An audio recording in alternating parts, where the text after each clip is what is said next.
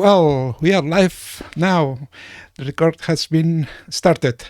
So we are back, and this is not 2020. We at least add one number more, and we are on 2021. Let's hope this year changes.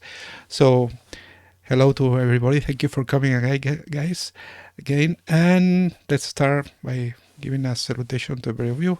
Emily, how are you? Hi, I'm fine. It is a pretty good day here in Vancouver.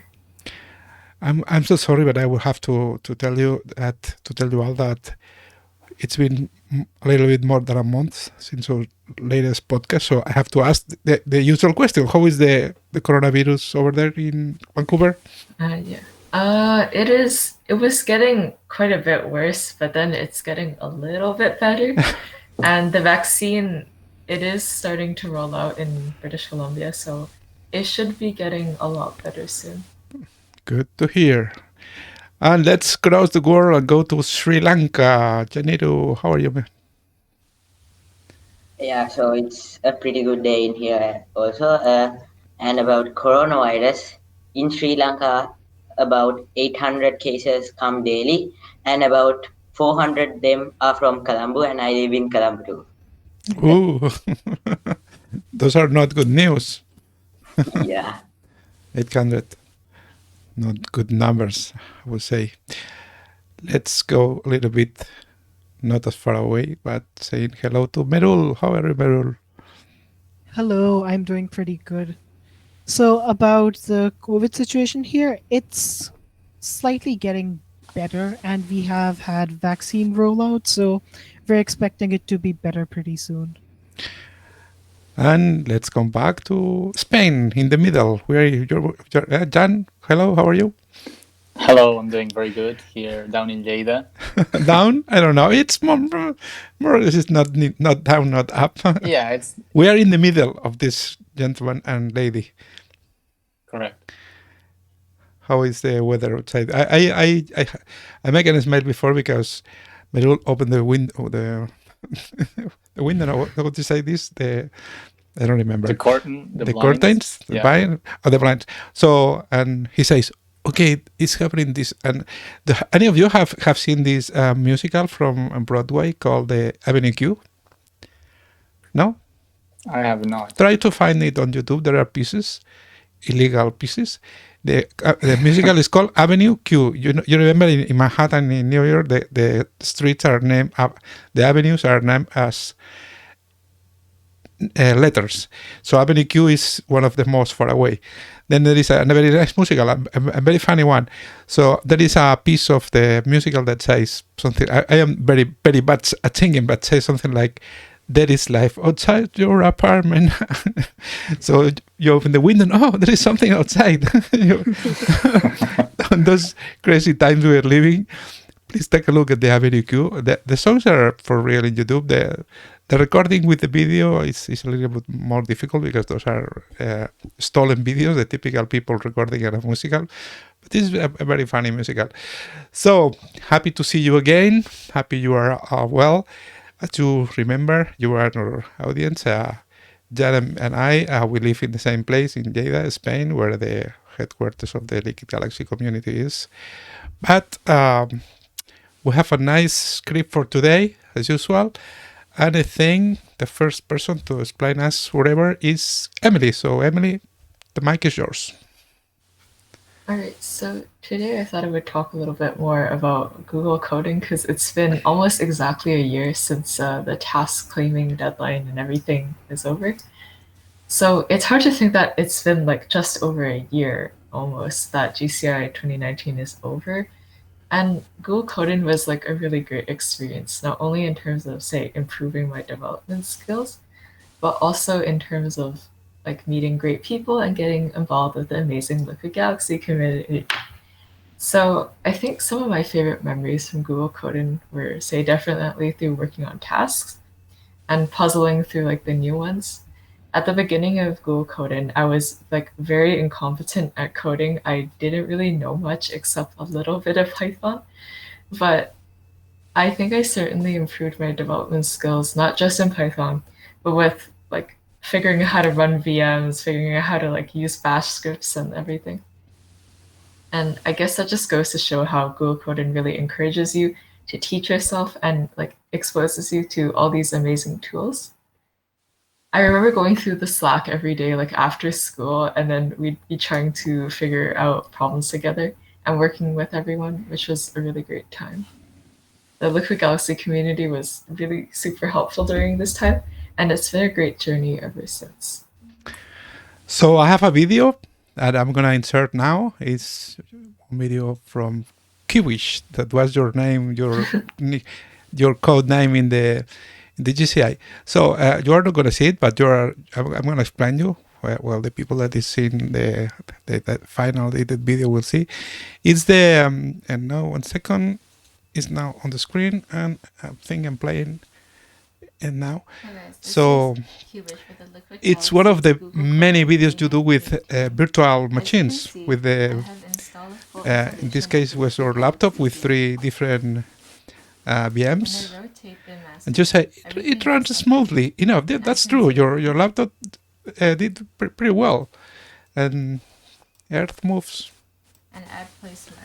I'm very surprised it was able to do that because my laptop at the time, I only had 8 gigabytes of RAM. Yeah. And basically each VM was about 2 gigabytes. And then I had a very small amount left for like Windows and like the host system. So I'm very surprised that it was like, I managed to get it to do that. Yeah. That's the point. You were the first surprise that you were able, your machine was able to run all of this material together. Very nice. I remember this year, I don't know, 170 Liquid Galaxy installations on virtual machines did the students. 170. That's an amazing quantity of Liquid Galaxy installations. Pretty amazing. So, what is the other stuff you want to talk about today? I guess I was just gonna continue with like my tasks in Google Coding because I think those are really great examples of things that were completely out of my comfort zone, but also led me into a lot of areas of development. So, for example, I developed a Unity game, which is basically like an explanation of a Liquid Galaxy. So I use that knowledge to develop small games, and I was actually doing one like at the moment for a school project with say things like the multiple Liquid Galaxy setup scripts that I had to run. Then I was inspired to learn and dive into bash scripting and the world of Linux. I remember being very confused there was a 700-line script and I was trying to read through it, but I could not understand it at all. But I dived into the world of VMs and I managed to actually like figure it out. And I don't think without Google Coding, I would have learned about or like would have started using Linux because I do run Linux as my daily driver now. So I don't think I would have made the switch without Google Coding. When I look back on the posts and like things I've written about the Google Coding experience, I say I still agree with a lot of the same sentiment that Google Coding was an amazing opportunity to get into open source and teach myself all these things. So I'm really happy that I signed up on that fateful December day, and I look forward to the work we'll be able to do in the future. That's nice. I will not say it now, but we have a pending conversation, you and me, because in only a few weeks, today is 24 maybe, only in 5 days, not weeks, 5 days, Google Summer of Code starts this year. So we have to talk about you and the other rest of the people here if they want. But you and me, we have a conversation, Emily, for doing stuff this year also. So thank you for your words. I will talk later about the GCI in my own experience. But let's go now to India and let's listen what Merul wants to say. That is not GCI related. He wants to talk us about privacy, maybe? Oh, yes. My topic for today is the whole thing which went down with WhatsApp changing their privacy policy. So, for those who've not been following the news, let me briefly explain what had happened so that you can get a brief context of that. So WhatsApp recently switched their privacy policy. There, they made it completely clear that they are indeed sending some telemetry data and some other information over to their pals at Facebook. Now, Facebook owns WhatsApp. So the reality of it is that Facebook technically still owned the data. So what happened was people got super scared. They were worried that Facebook would be able to see their chats, see their private data, their location, their name, all of this uniquely identifiable information. So people were scared. It created a frenzy, and media helped highlight that a lot. They even blew it out of proportion completely. It was not that big of a deal because they did not remove the end to end encryption that they had. But what happened was that people just got scared out of it because Facebook is seen as this evil corporation recently who loves stealing data. And that image of Facebook definitely came into play here. So let's talk about what Facebook can see now. Facebook can see contacts and other data if you give it the permission. Now, Richard Stallman says that these companies have become experts at manufacturing consent. That you do not necessarily need to agree to it. They'll just hide it somewhere. Agree, agree, agree. You spam there, and boom, all your data is the property of these corporates now. And you had no idea what you just agreed to. So the data being shared between the two platforms is primarily metadata. So it's just to ensure more greater synchronization. So calls, chats are still not being shared. So they can see the phone's information, some specifications or of the device which is running WhatsApp. And they can see your IP address, which is pretty obvious. If you're sending any information to a server, it can obviously read off that IP address. They're sending the language, a rough location based on the IP address. It's not your exact home address, but it's more of like your city, so not your exact whereabouts. The current situation is not really that different, in my opinion. It's really not. Because Facebook, whether you like it or not, already owns WhatsApp, so that information was there for them to access. Now, something good did come out of the situation, though. People started to look for alternatives that were endorsed by people who were relevant in the privacy space. So Edward Snowden, the whistleblower who exposed how much governments spy on people, he endorsed an application called Signal, which happens to be a free and open source alternative to WhatsApp. So there was a huge influx of users switching to Signal, so big that Signal got shut down for approximately 12 hours. There was a 12-hour outage because their servers could not simply handle the amount of users which were switching. If I remember correctly, it was something around 4,000 users switching per hour. And that's such a huge number that their app basically just crashed. Their server was wrecked for that long. Now, I would like your opinion. What do you think about this whole situation? Was it blown out of proportion, or is it something which was a genuine cause for concern? John, start you. I think maybe technically it wasn't that much of a big deal as you were saying. I mean, Facebook at the end of the day was still being the owner of Facebook, and we remember Facebook still owns Instagram, which is also a very used social media. But I think that as well as you said that it helped changing to more privacy-focused apps, I think it also arised the concern of privacy. I mean, we've heard a lot about privacy in terms of Facebook or Instagram, but maybe people thought that WhatsApp was more secure than it really was, or it wasn't less privacy-focused than it really was. And I think that really arised the concern to the general public, and I think that's always a good thing. I don't know. What do you all think about it? Janito. Yeah. So the privacy thing, actually, I didn't know anything. As Manu said, I just agreed that when that privacy policy thing came up for me, just agreed it without reading it. As always, I do it. And after that, when I was watching as I'm on YouTube, I saw it first, and just watched a video about it, and I don't privacy as a big deal. So I don't think for switching to Signal, because a lot of my friends doesn't use it. If my friends think to switch to Signal, yeah, I may be to switch it. And I think Dinner must be caring about privacy a lot than me. Emily. I don't actually use WhatsApp for much. I don't actually use it for anything besides Liquid Galaxy stuff. So I think like for my use case, it's honestly fine. And I think the point Janiri makes about like your friends being on it is also kind of important, because when your social like network switches to a different app, then you're gonna have a certain amount of like friction in between when you switch. But then like once your entire social network or like the people who are important to you are on one network, then you're fine with like switching.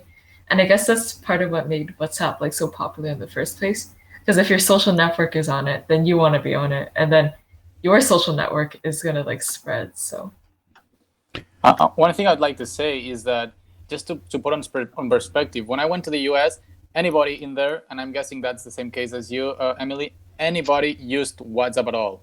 They just used if they had iPhone, they used the native iPhone app, messaging app. And if they had Android, they just sent sort of SMS. I mean, they were not SMS, but they just used the native messaging app that the phone had. And I think we here in Spain at least, or I don't know if in Europe, but in Spain we use it every day, and it's correct me if I'm mistaken, Andrea, but it's our main use of communication. It is, yeah. I think here in Europe might have hit harder those news than in other places. That's the point. We are here 5 people and from different countries, except Jan and me, and every country is different. WhatsApp penetration it depends on the country. In Spain is 98% only. I mean, everyone uses WhatsApp daily, continuously. And you say, Jan, that in US they use WhatsApp? You said that? They do not use WhatsApp. That's the point. They don't use till, I will say, 1 year ago, just when you leave. They are more using WhatsApp now, more than before, but still WhatsApp is not the main. It's this. If we have someone from China, for example, they don't know what WhatsApp is. So it depends on the countries. There are plenty of figures on the internet explaining the numbers of the users on the country, depending on the country. But that's the point. Also, I want to introduce you to questions. Think about, you say, Janiro, that if my friends go, I will go. But what about your family? Think about, for example, I don't know your case, Janiro, or maybe the other people here. It took years and years for my mother and grand family to start to use WhatsApp. And then if you suddenly say to them, you have to change to Signal, I'm pretty sure they are not going to do it. So it will be useful changing to Signal for the friends, as you do, for example, when you would do the other many different chat applications on the internet. Maybe for Liquid Galaxy, you go to Slack. If you're playing, you go to Twitch or whatever. No? But for the family, for people with a little bit older, it took forever, and now changing again will be something like very difficult situation. No, Brul? Yeah, it's true. So I was trying to convince my parents to switch to Signal from WhatsApp because I genuinely just hate WhatsApp. I hate the fact, because I don't care about my phone. I'll be honest. I have this phone right here. It's pretty cheap. I genuinely do not care about what phone I have. I only care about my PC. So what happened was that whenever I forget to charge it all the time. So whenever the battery would die out and I want to check WhatsApp messages on WhatsApp web, I have to plug it and charge it. But on Signal, it works even if my phone is off. So that's the best feature for me. I was convincing them to switch to Signal, and I have had no success yet. This is the point. I told you. My friends, on the other hand, I managed to switch them all. So that's good. But the question is that where the people is, people will go. So maybe your friends change for a bit, but I'm not pretty sure they will stay at Signal. I don't have anything against Signal, and of course I have plenty of things against Facebook and their policies. But it's difficult because I'm not pretty sure. I think that WhatsApp has something like 1,400 million people on the application using WhatsApp. So Facebook is in 4,000 million. I mean, half of the population of the earth, more than half, uses Facebook, but WhatsApp is running fast. So critical. Very nice stuff. Very nice stuff. Let me show you one photo I have over there. I don't remember what the photo is, but one of the going back to the stuff about GCI. I want to share with you this photo. You're not going to see it till later. You see the final video, but there is a big logo, a big green screen, and a big logo, white logo, and it's me with my son Andreu. My son has also the same name than me, and we are at WhatsApp headquarters in Menlo Park in California. This is one of the things I missed from this pandemic horrendous year we are having. We have past year, and we are still going to have this year. The trips going to places, and we have been many times in the WhatsApp and Facebook offices, and also Instagram offices, because I have to tell you, there are some all students that used to stay with me, like you, on GSOC, not on GCI, but on GSOC, are now working at WhatsApp, and I can go there whenever I want, and I usually go there and bring other friends or persons. So remember, when we can travel again, I don't know when in the future, you all will be invited to there.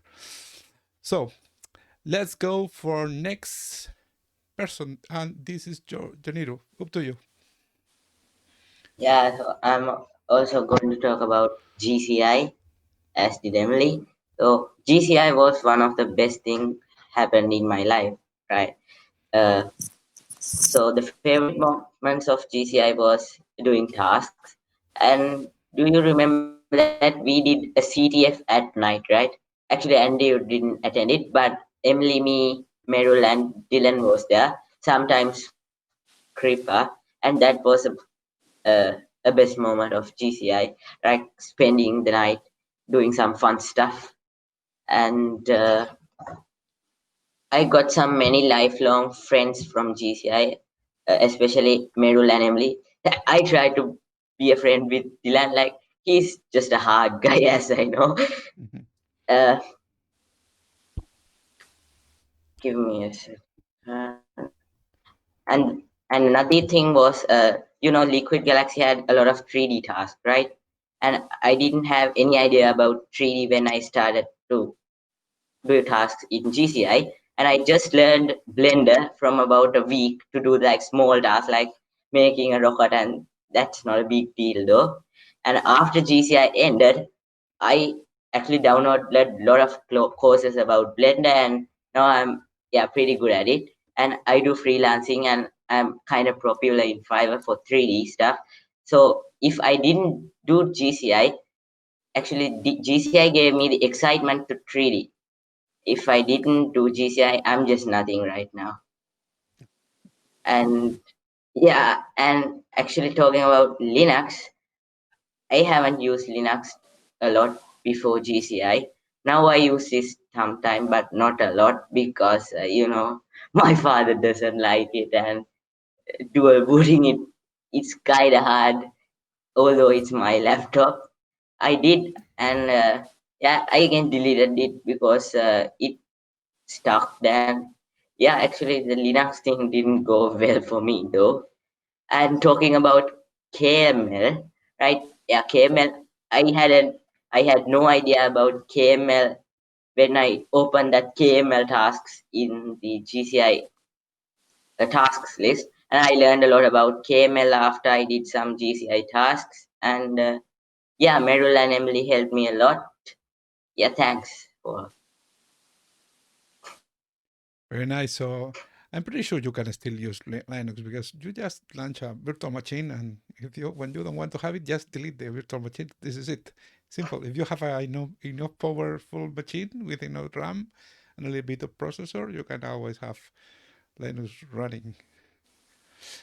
So let me share one video. The video is from Janiro, and I'm gonna explain it because you are not seeing it. But the video is like the one Hi, from I'm Emily, Janu but Semithat. in this Today I'm moment going to show you you ha- how I you made build my a Liquid Arduino Galaxy with setup three to interact setups with with Liquid three Galaxy laptops at home, through Wi-Fi. and also So I you have a arrange full Liquid Galaxy something with the system Arduino to with control it. 3 laptops. You can Explain. see if I zoom Yeah, the so master talking laptop, about that, I only you can had one see the full laptop from me, and Google my father had is one. running on But the his master and office two laptop, and slaves. you can't actually plug in a Okay, pen you for can that. see. So I can't use my father's laptop at all. So my friend had See two now laptops. it's I going borrowed great. those two laptops for the Now about my Liquid Arduino Galaxy setup. setup. Like I So my thought that Arduino setup has three mainly laptops two would be parts: cool than the VM's thing, transmitter right? module Actually, three laptops are very and cool. the receiver So I module. just borrowed that This is friend's the laptop receiver for module. about 1 week and did Con- all of the tasks, Connecting a like Vmos D1 Liquid board Galaxy with an related all of Arduino the tasks in 1 week Leonardo board, with those three laptops. and the Yeah, and transmitter is it was created a by cool time doing adding that 5 Arduino thing. buttons to a Actually, I'm Node very good MCU at board. Arduino since I was in grade Those two 6. are So that's communicating not, through yeah, it was Wi-Fi. the easiest task for An me in example, GCI. if I So click this actually, I was button, very the happy when I signal saw will go to Arduino the Node tasks. MCU There that was this button was not a lot clicked, Arduino tasks and from any the other Node MCU organizations will as Liquid send a Galaxy. signal to the Vmos board that the So button was the clicked. video we are seeing now, And Janiro, you when also the build the button was two. clicked, It was a signal video comes to the when Node MCU. you It make sends the signal to Leonardo the through Wi-Fi these wires, connection and between the Leonardo will send a keyboard signal to Arduinos to to the send master to laptop information to to the Liquid display Galaxy, to the console. Stockholm, Mumbai, So or any amazing city that in you borrow Google the Earth. laptops to the So other we'll people try this. for 1 week, and also you Firstly, do I'm going to press this the button. you're pressing now the buttons, and Now if when you can press see the my button, it Liquid works. Galaxy Maybe setup. let's go. I'm going to press the It's first button it's on working. my Yes, it's Arduino working because setup. you approve the task. Okay, I'm now pretty you sure can see the whole you do a keyboards of Uh, my hard laptops. job there. Say. Now when I yeah, click the yeah, first talking button, about that, like it's when I first saw going the to task, I thought it would Stockholm be like in kind of hard, right? Sweden. Making a wireless controller. It took me about 24 hours to discover how to make it, right? It Wow. took me, about, I actually worked until midnight to Yes, discover a way to make it it's come true, Stockholm. right? And actually, there was two ways to make Go it. to the slaves One way and was display. get a Node MCU and run a server on my laptop and connect that software to my Node MCU. But actually, that was kind of hard. So the way I did Now, was I took two when I Node MCUs press and my connected those second two button together. in the And button one was the setup, master. I this connect the one, buttons for that. And the you other, can see I it's connected another displaying Arduino Leonardo, Colombo, and capital I of Sri connected those Lanka, two through on serial screen. communication. Yeah, And when I here press is the button in the Colombo, master, it and the whole sends a Liquid signal to the Galaxy slave node setup MCU, is and displaying again it. it forwards the Yeah, wait, I'll signal show you. through serial Yeah, communication here you through can the see Arduino Leonardo. this laptop And is displaying the the signal. Arduino Leonardo Because can like send Colombo is keyboard over the signals sea. to a PC, like press the button Okay, G, press the now K, like when that, I click and the I third just send a button keyboard in signal my to the button laptop. setup, So that's the way it will it works. display It took me some time to figure it out. Paris, 24 capital of hours. France, Remember that the task in should be Google Earth. between 3 and 6. 24, not bad. Yeah, the full Liquid They Galaxy were setup really is hard to to Paris. hard to do Here tasks. you can see the master What is the laptop task? displaying. For example, Merul, what was the task that you remember it took more time for you? Actually, there was one task series that took a lot of time for me. You might remember there was a city tour app that you had to make. Yeah. There were a Five total of 5 tasks, and I decided to do the stupidest thing that one can. I had learned Java about 3 years before, 3 years before GCI, and I had totally Hey forgotten everyone, about in Java. this video And I'll be then I demonstrating an decided to Arduino-based joystick hop on a controller which I YouTube made video, for one of Liquid those Galaxy. 6 to 7 hour It uses videos, and I UDP thought, protocol to okay, communicate I'll to just virtual machine setup finish. I'll using just go through it, Wi-Fi. and then I'll remember how Java used to work, and I'll finish that task. Now that task was 3 days, like the deadline was 3 days, Moving up, and it is my moving up aim now. was to never get it overdue. So that day was the first day because I had to sit through all of Java. Java is a pain to code in. I'll be honest, I I have hate another Java experiment after using that this time. quick And start then tool for Arduino I joysticks. So somehow I let's managed to hold finish all this of those way 5 and move tasks the and joystick get them forward. approved. It's It would zoom in. I still look back at those days and I still wonder how If did you I do manage that to do that, but manually, somehow I move the did. joystick forward And it's using mouse. pretty amazing. On the screen, Merul, we have now the video that you sent with using virtual machines and driving it with a little joystick connected to the Arduino. Your laptop was a MacBook, but it was a little bit slower than the one from Emily, the videos from Emily and Janiro. It took forever when you move the joystick to move the virtual machines, but it works. And the video show It up. has it had 8 GB RAM, and then each VM was having 2 gigabytes, and then it's actually running Linux. It's not Mac. I just laid it down like that. Yeah. It's so it was like very slow. It took about, I think it's like 5 or 4 seconds delay before it even manages to process the whole request. it was running so slow because of 3 VMs running on it. It's a pretty weak laptop which I used to use back then. I have no idea how it managed to power through that. You were using the it was macOS on the video. It shows it's macOS. It's not Linux. No, it looks like macOS because I have the dock at the bottom and then I have the icons okay. looking So like you that. have But some kind of okay. So take a look at this, Jan. They use very good hardware that Apple has, but they get rid of the operating system and they install Linux on top. Because Jan is an Apple guy. I am certainly. But I can agree that they are pretty expensive for what their technical specifications are. So, but I think also the operating system is a very positive feature. So, I don't know. And it's the same. It's in the family because macOS runs with Unix. That is almost the same that Linux. Yeah, So, the terminal is the same. Yeah. Well, not the terminal, the core. I mean, what is behind the difference is the let's say the graphics layer, the user interface. Okay, so I was gonna talk a little bit about more the question of GCI. For us, as me, I've been with the Liquid Galaxy community since 2008. We started this when the Liquid Galaxy went off, and when we took the Liquid Galaxy as an open source. Google releases it finally as open source in 2010. So this year is 11 years we are on this. And for 10 years now, it will be the 11th. We've been doing the Google Summer of Code, and only for 3 years we did the GCI because it runs for 5 years, but we only were there for 3 years because the other not I say 5, no, it's 10, not 5. So we only ran GCI for 3 years because for us. For you as students was a very amazing experience. You remember that you work very hard, and also because you're one of the top students. For us as the community, mentors community, GCA was crazy.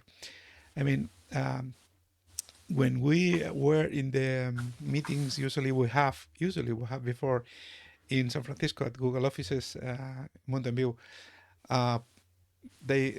There were some of the mentors explaining that what was his experience with GCI, and they say, "Don't go GCI. It's crazy. We work all night, took all night. But it's never worked because you have literally hundreds of students from all the world. So that means several time zones, and they are angry for you to approve their tasks. So don't go GCI. And everyone that goes into GCI works a lot, but also it was a very, very, very nice experience because you get a lot of friends. I consider you my friends. We have the same experience as you, but not in the other side. I mean, you do the task, but we think about what tasks to do. And it was crazy because remember, last time we have 750 students, I think. We did something like 250 different tasks. It was what's crazy. I mean, what an enormous amount of tasks. I don't remember the numbers, but maybe we have 30 different mentors because, there are people living in Vancouver, people living in Sri Lanka, in India, in Spain, in Romania, in Brazil, in many places of the world, and the clock ticks around. So it's sad that they don't work anymore, the program. Very sad, but I'm pretty sure Janiro was ready to run again to try to be a winner. Was you? Yeah, absolutely. Yeah. So sorry, but you still can apply to Google Summer of Code in a few years when you're on the university. Yeah, definitely will. I will definitely And apply also, for it. you have the Liquid Galaxy community that just now I'm showing on the screen the logo Kehi did for us. Um, it was funny. I don't know if you remember, but this logo we have, Mr. Worldwide, the representation is now on the screen. Is a 3D representation made by you, Merul. You all did things with the original 3D, but this was your Merul. And I remember it was very curious. And it was the sense of the GCI. This person Kahi, I don't remember if he was from I'm not pretty sure at this time, from a city, from a country in the middle of Europe. I'm not pretty sure. But the point is that he only developed one task, and this was this task: make the logo for the Liquid Galaxy community. And when we saw his logo, we say, "This is our logo." All the mentors say, "Oh, this is amazing! This is gonna be our logo. It's amazing." Have you seen the logo, Jan? Do you remember the logo that was on the screen on the walls in the Liquid Galaxy lab? Yeah. So yeah, so it's curious. It's a very curious. But this guy only comes one for doing one task and then leave and never again contact us. And I was trying to contact him, uh, and to be true, I say him, but we initially thought she was a girl, and for the name because we didn't know what guy he means, but suddenly something like month after, he sent us a photo, and on the photo there was a cake with the Liquid Galaxy Mr. Worldwide logo because his mother made for him a cake on his birthday with the logo on the top, and it was one of the most amazing things happened ever on the Liquid Galaxy staff community. Amazing. Okay, so now let me show you. You're not going to see, but I'm going to explain to you. You will have the opportunity later. I'm gonna show some photos. As I was saying, some of the very nice things about the DGCI and other programs we do for just for Google is that usually we go when we can travel. Years ago, we went to California to the Mountain View or San Francisco offices to have a meeting with the mentors or maybe with the students, with the Googlers. And now on the screen, it's a photo. I'm not pretty sure it is for 2017. We have two of the winners. We are on the Google offices in San Francisco. Very nice place. Now, there is a photo with Alcatraz, the island of Alcatraz in the San Francisco Bay. Students with their some kind of prizes they give to them. Very nice pictures. You will have the opportunity to see them later. And it's that we are not gonna run the program again. But as I said, we still have Google Summer of Code, and of course, we have the many other experience we develop at the Liquid Galaxy Labs we have in different places of the world. The photo is showing now is with one winner that was from Catalonia. It was a guy from 100 kilometers from where we live, and I was very happy to see a person that is from our country, small country in a country, Catalonia, and he was there with their fathers. It was very nice. So let's go to the last and never the least person in our script today. That is Jan. Jan, what do you want to explain us today? I am going to go a little bit to space today. I mean, to the space. not. I'm wearing the Pera. Do you want to explain what the Pera is? Maybe some of these guys Sure. don't know what the Pera is. I'm sure we've talked a little bit about it before, but PERA stands for Ponent Exploration and Research in Aerospace. Ponent is how they call our region in Spain, sort of. So we created that brand. Well, Andreu created that brand, and a group of people. Not me. Remember, a group of people with Andreu. It wasn't me. It was two students of data students that make the brand. When was it exactly? What year was it exactly? 2 years ago. 2 years ago. So, PERA is one of the main sub-brands that the Liquid Galaxy and the TIC Laboratories have. And I will say we are activities. yeah, Say activities, yeah, sure. or community, because we are also a community. Yeah, we do a lot of stuff. We do live retransmissions of SpaceX and NASA rocket launches. We explain activities, and we explain sort of space things. And in this case, I'm going to be introducing you to what is called the software-defined radio. What is this? Now Andrew is showing what is part of antenna. Exactly. And today I'm going to be also introducing why we need these antennas. I'm going to be talking about software-defined radio, and this is a very interesting part. It's a software part of listening to radio signals and decoding radio signals. And I'm going to be introducing you to how it works and what do we need in order to start listening to radio signals. It can even be from a satellite or even here down in Earth, like just listening to the radio. So I'm going to be introducing you to that. Okay, thank you, John. I'm gonna. You recorded it before because this was a little bit difficult, so I'm gonna pass the video and we will come back in a few minutes. So one moment.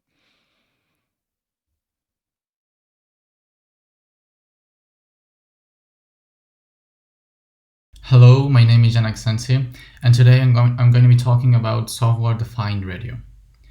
Software-defined radio is a software that allows you to decode radio signals. We can use that in order to communicate or receive radio from satellites, such as the ISS, meteorological satellites, or we could even use it here down in Earth to actually listen to the radio. In this tutorial, we're going to focus into LEO satellites.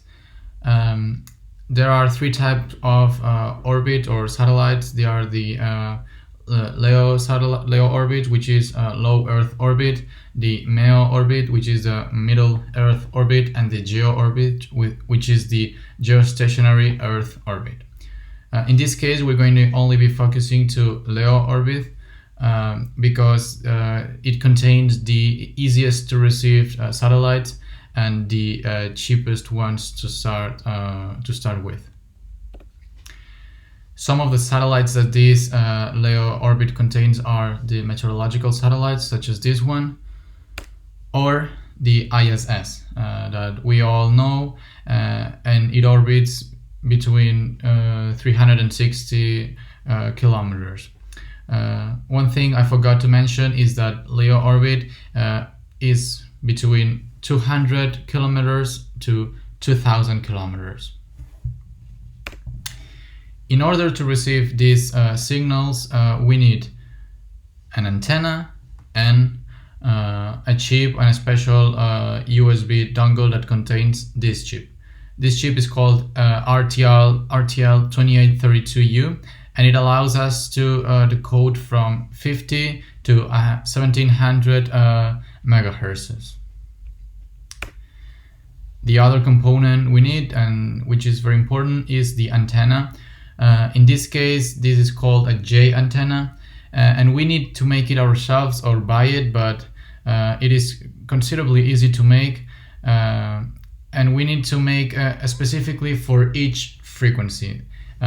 Each frequency or a small range of frequencies needs a special or a specially cut size of the antenna. In this case, this is what we're going to be talking about today. They are called SDR, and they are the actual programs to listen to this radio. As you may know, I am recording this with a Macintosh, so I'm going to be using Cubic SDR, but there is also SDR Sharp for Windows. They are both free source software, open source programs, but there are many more on the internet, and they all work pretty much the same way.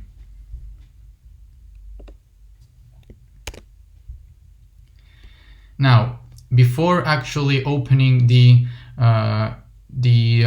SDR, we need to plug in the dongle. We need to do that before opening the program, because if not, it will not recognize it. Once we open it, we receive here several devices we can use in order to start recording, and we logically use the one that has the RTL2832 chip. Once we start recording, we can already see that we are receiving some signals. In this case, we're going to be explaining all the parts that this software has. From the top left corner, we can see several types of modes we can use. Usually, if you'd like to listen to the radio, I would suggest using FM. For everything else, I usually use AM because it has a cleaner sound, and it is more clean and more. It reduces the actual noise. If we want to start listening what we're receiving right now, we can check what frequency we are pressing the space bar, and we can see right now we are at 100.18 megahertz. That could perfectly be a radio station from here down to Earth. And if we press here, if we select, as you can see, if I move the cursor, I can start selecting to a dedicated area. If I press, I can start listening to what they are saying. As you saw, I muted the audio with M because sometimes it can be a little bit annoying. Here in the left part, we have several options. We can see what's the active frequency, the same way we pressed the spacebar. We can see some ranges we can select and the actual frequencies they are placed on. And we can see what the recent frequencies are. For instance, if we want to record what a remote command is emitting, we can use this frequency, which it's not 33.94, it's 433.94. So it has a little bit of error. We can select this and we can edit this using this. As you can see here, we can add frequency, we can decrease frequency very precisely. And as you can see right now, we are in this frequency. As I said, these frequencies are usually used for remote controllers. So for instance, if I press a remote controller I have with me, you can see that it produces a signal. Right now I am in AM mode, which I said it is one of the cleanest. And again, if I press the button, you can see we're receiving some signals. If we want to receive the ISS, as I mentioned before, it is located in 145.08. And actually, of course, right now we won't be able to listen it because, first of all, I don't have a J antenna installed, and second of all, and most important, I don't have the ISS is currently not passing over my region of space. But I can use prediction models and prediction programs in order to do that. And if I had this program and the antenna, I would be perfectly able to actually listen to what they're saying and listen to what they're emitting. This is a very powerful program that we can use not just to listen to the meteorological satellites, but we could also use it to intercept walkie-talkies and learn a little bit more about how these electromagnetic waves work. Once we have selected the region of frequency we want to use, we can record what we are listening.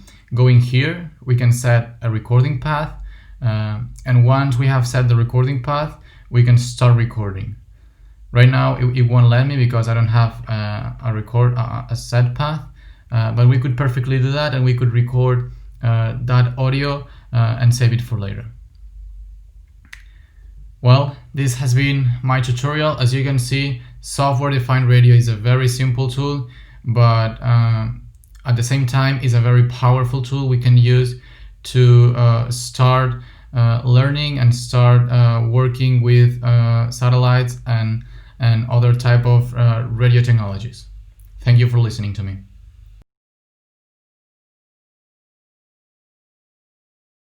So very interesting your presentation, Jan. Thank you for it. As you were saying, this is something that is not only a theory. You already did that, and we from PERA, that it's one of the other, as you say before, one of the initiatives or communities we run near the Liquid Galaxy.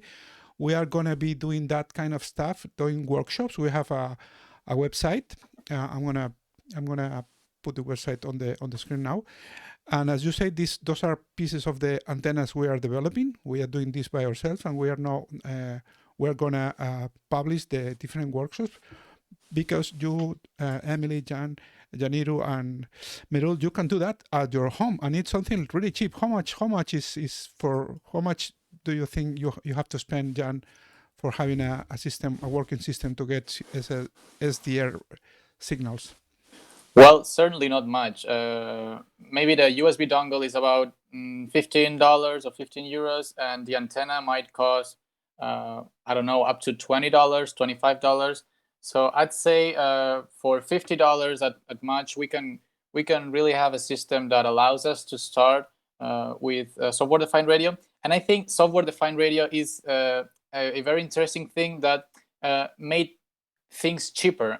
Before software-defined radio existed, circuits tended to be very big, and in order to listen to radio, you needed very big circuits. But now, thanks to SDR, everything is run by software, so you don't really need a lot of space, and you don't really need to spend a lot of money into hardware, which is a very good thing. I have to tell you that you are right, because I spent, I don't know, thousands of euros. It was pesetas then, or other coin, but I spent thousands and thousands on gear, on electronic gear, for receiving this kind of transmissions. And now with a single $15 USB dongle and a $20 very cheap radio transmitter, you can get the signals from what places you can get the signals now, Jan? Well, as they could see in the video, it is about, I mean, we can receive LEO signals. LEO orbit, it stands for low Earth orbit. Yeah. And those are satellites that orbit around from 200 kilometers to 2,000 kilometers. We can listen to meteorological satellites. We can listen to the ISS. And pretty much, we can actually use it for a lot of different purposes.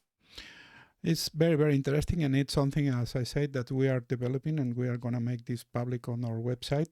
I'm now showing up the Ponent Exploration and Research in Aerospace website, and we have plenty of information. And one of the information, the very first one, is that you also you have the video published on our page, this video that you are explaining today to us. And also, we are going to do a bigger installation that we call PERA ground station, a bigger installation, not with this antenna, but with a bigger one, and also equipped with a rotor to move automatically and chase the different radio signals. And we do plenty of stuff. Like we have done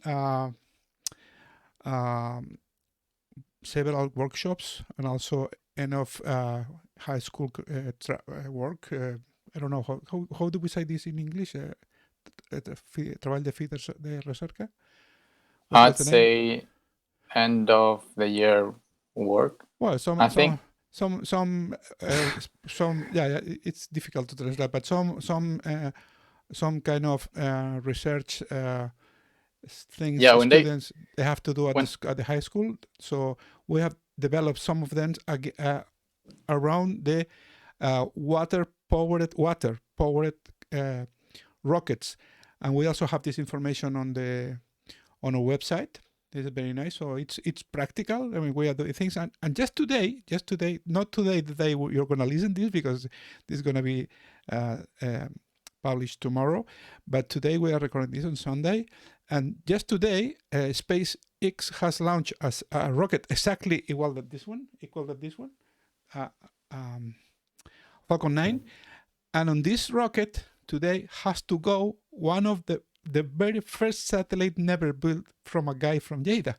But sadly, we have some kind of problem with the paperwork and it didn't launch our own satellite. But today was the day that the very first satellite made in JADA was going to go to the space. It will go again in 2 months, in March. And we will be doing a live streaming on this and explaining all the other things. So for you to know, Emily, Janito, and Mirul, and the other people that is saying this video, we have this Ponent Research Exploration community, and it's very nice. And we're doing plenty of things. So I still have a question. Emily, what was the task that you remember most from GCI? The task that I remember most, I think it was probably setting there was one task that involved both Liquid Galaxy. I had to set the Liquid Galaxy up, and then I had to do something. I think I had to fix something with like the drivers, and then I also had to fix something with my Arduino setup. I think it was one where it was like Bluetooth, so I think that was one of the most challenging things. Very nice. So again, this is all for today's first podcast of the 2021. And thank you for coming again. Thank you, Emily. Thank you, Janito. Thank you, Mirul. Thank you, Jan. And this will be published tomorrow for us, for the people seeing it will be in this moment. And we will come back in a month. So thank you for coming and bye-bye. Goodbye. Bye. Bye bye.